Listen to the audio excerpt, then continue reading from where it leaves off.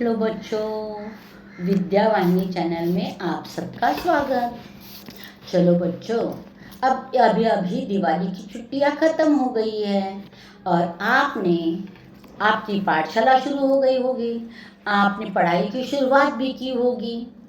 पहली इकाई हम अपनी पूरी हो गई है और पहली इकाई पर आपने प्रथम सत्रांत की परीक्षा भी दी है।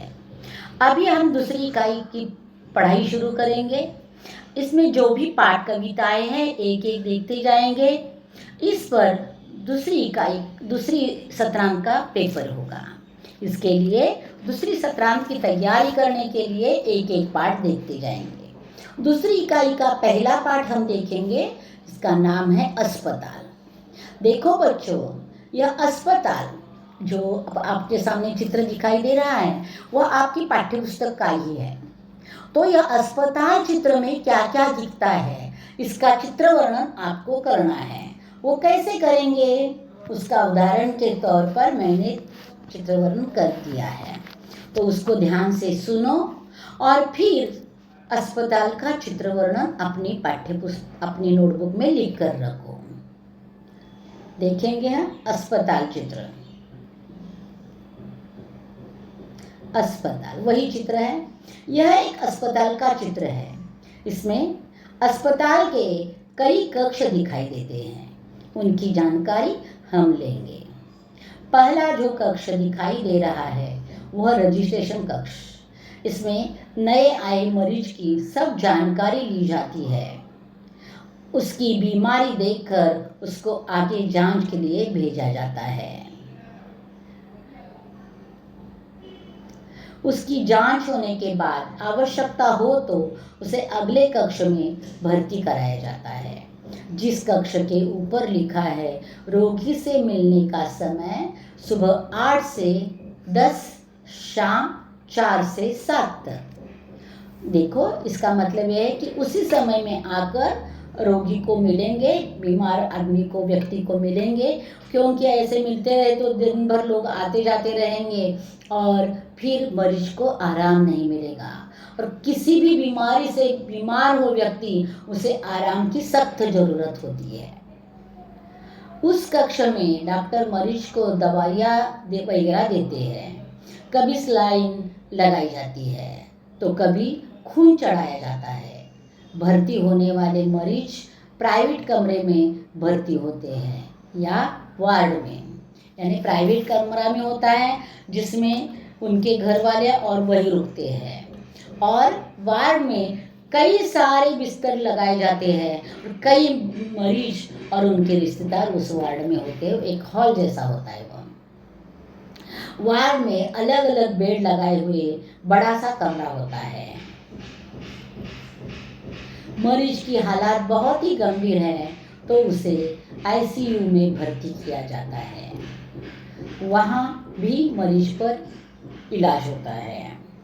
अस्पताल में नेत्रदान या रक्तदान भी किया जाता है। नेत्रदान मरने के बाद किया जाता है और रक्तदान जीते जी किया जाता है। तो आप कहेंगे मरने के बाद नेत्रदान कैसे होगा? तो जिंदा है तभी वो फॉर्म वगैरह भरकर रखना पड़ता है।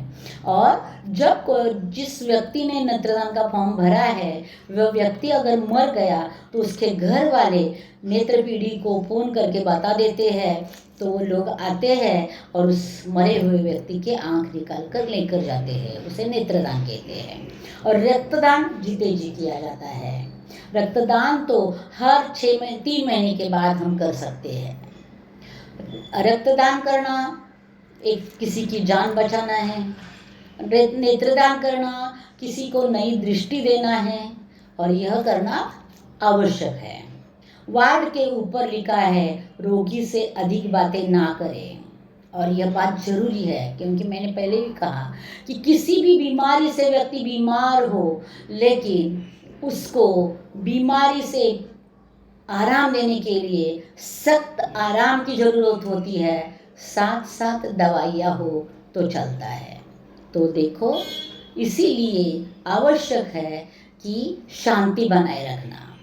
वार्ड में अनेक मरीज होते हैं, ज़्यादा आवाज़ से उनकी तकलीफ बढ़े, इसलिए मरीज और देखो वार्ड में कई बीमार लोग रहते हैं और हर एक का कोई ना कोई रिश्तेदार उनको मिलने के लिए आता है।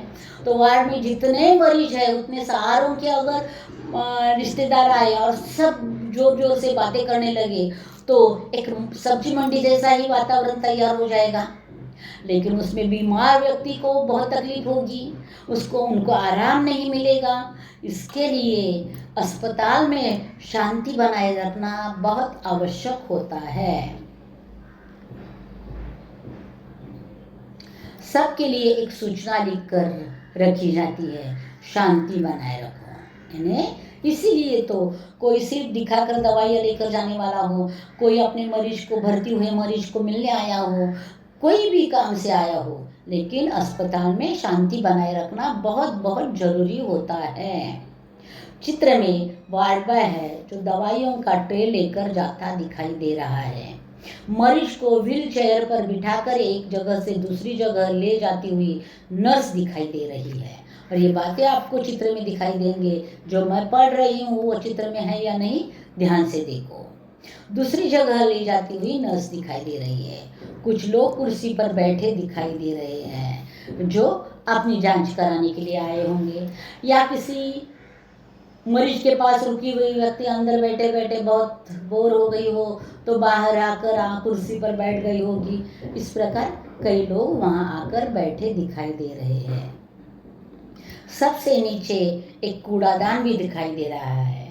जो भी कचरा है वो उस कूड़ादान में ही डालना चाहिए, इधर उधर फैलाकर अस्पताल में गंदगी नहीं फैलानी चाहिए। और एकदम लास्ट में सबके हित का वाक्य लिखा है, छोटा परिवार सुखी परिवार।